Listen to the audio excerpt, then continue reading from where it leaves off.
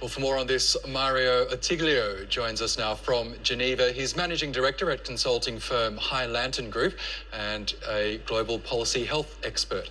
Thank you so much for joining us on Money Talks, Mario. Now, before we come to the Alibaba example, can I just ask you about the private sector more generally? What role should they be playing in a pandemic like this? Thank you for having me.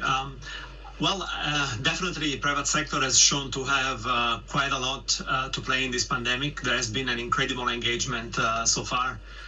We are seeing basically that every day. Almost everyone is doing something. We have seen examples from relief funding, from response funding, to product donation, to shifting business operation, producing, for instance, personal protective equipment. And there's been, different waves of commitment. There was a lot of focus in the beginning on donation of PPEs, and if companies had equipment on hand, and if they could easily acquire it, they were just donating it.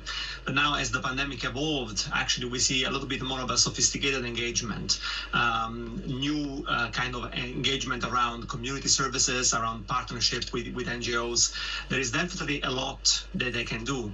And of course, I'm not even talking about what the healthcare sector is doing, like the pharma, the biotech. Now, is there a danger, though, that these private companies might, down the track at some point, leverage their philanthropy during this crisis with governments to further their own business prospects?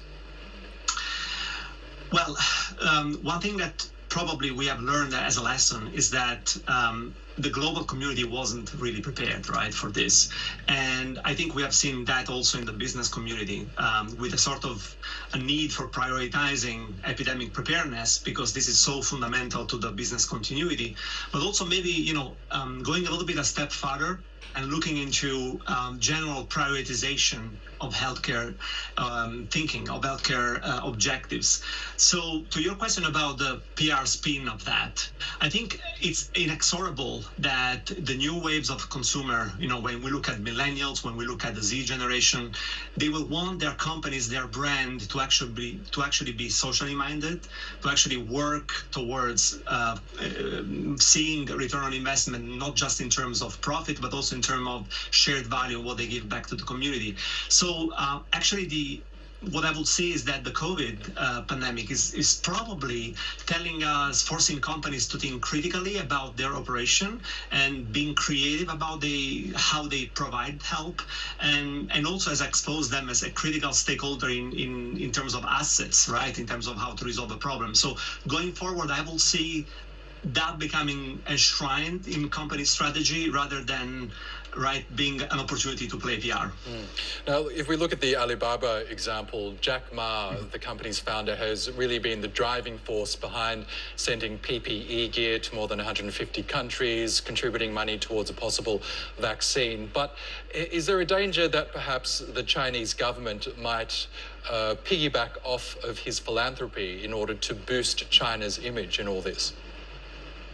Well, I think this is a moment where, I often say that there should be no politics in a pandemic, right?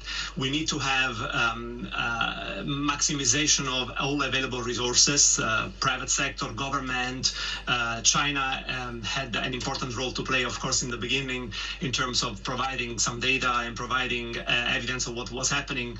Private sector need to step up as much as much as they can, and that goes the same for NGOs and for the other communities.